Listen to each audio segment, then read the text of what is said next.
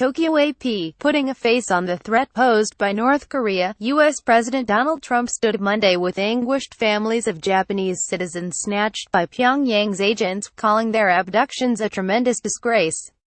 Trump pledged to work to return the missing to their families, intensifying the pressure on North Korean leader Kim Jong-un by elevating these heart-wrenching tales of loss to the international stage in hopes of pushing Pyongyang to end its provocative behavior toward American allies in the region. Get the Times of Israel's daily edition by email and never miss our top stories. Free sign up. We've just heard the very sad stories about family members, daughters, wives, brothers, uncles, fathers. It's a very, very sad number of stories that we've heard, Trump said. They were abducted in all cases by North Korea, and we will work with Prime Minister Shinzo Abe on trying to get them back to their loved ones. Trump and First Lady Melania Trump stood with nearly 24 relatives, some of whom held photos of the missing. North Korea has acknowledged apprehending 13 Japanese in the 1970s and 1980s, but claims they all have been released. But in Japan, where grieving relatives of the abducted have become a symbol of heartbreak on the scale of American POW families, the government insists many more were taken, and that some may still be alive. U.S. President Donald Trump, center-left, and First Lady Melania Trump, left, are welcomed by Emperor Akihito, second from right, Empress Michiko, right, upon their arrival at the Imperial Palace November 6, 2017 in Tokyo. AP photo. Jin Hashiko, Trump has delivered harsh denunciations of Kim, belittling him as Little Rocket Man and showing no sign of easing pressure even while in the very Asian capitals threatened by Pyongyang's missiles. But Trump's message on the second day of his five-country Asian tour was overshadowed by another tragic shooting back home.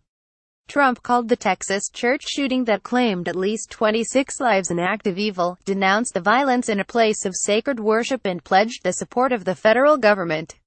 He said that, in a time of grief, Americans will do what we do best: we pull together and join hands and lock arms, and through the tears and sadness we stand strong. He ignored shouted questions from reporters about gun control. U.S. President Donald Trump, accompanied by First Lady Melania Trump, second from left, Japanese Prime Minister Shinzo Abe, right, and his wife Aki Abe, speaks to members of the media before having dinner at Ginza Ukaite, November 5, 2017, in Tokyo. AP photo. Andrew Hornick. North Korea has long been the critical issue looming over Trump's trip that will include direct talks with Trump's Chinese and Russian counterparts. Trump and Abe, who has taken a more hawkish view on Pyongyang than some of his predecessors, voiced the same concern over the North's victims and repeatedly touted their close relationship over 2 days that included a round of golf, a hamburger with American beef, and a couple's dinner at a teppanyaki restaurant. Disagreements on trade could strain the friendship. Trump complained Monday that Japan had been winning for decades and rebuked the current relationship, saying the trade deals were not fair and not open. He told a group of American and Japanese business leaders the United States was open for business, but he wanted to reshape the nation's trade relationship, though he did not say how he would cut the trade deficit with Japan, which totaled nearly $70 billion. Last year, U.S. President Donald Trump speaks during a meeting with U.S. and Japanese business leaders at the U.S. ambassador's residence, November 6, 2017, in Tokyo. AP photo. Andrew Hornick. He also downplayed the potentially contentious nature of the negotiations, though the Japanese government has not shown much appetite for striking a new bilateral trade agreement. Tokyo had pushed to preserve the Trans-Pacific Partnership, which Trump has abandoned. We will have more trade than anybody ever thought under TPP.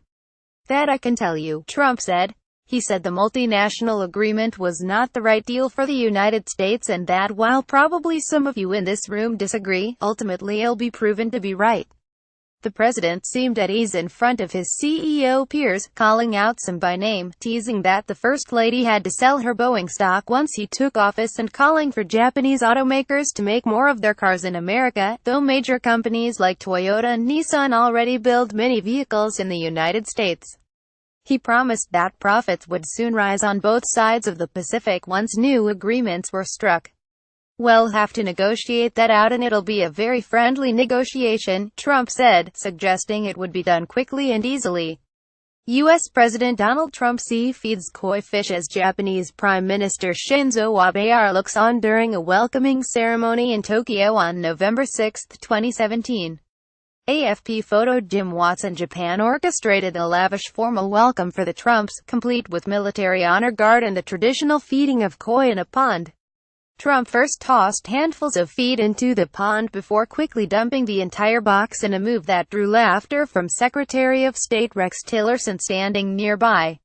Trump and his wife, Melania, earlier paid a formal state call on Japan's Emperor Akihito and his wife, Empress Michiko, at the Imperial Palace.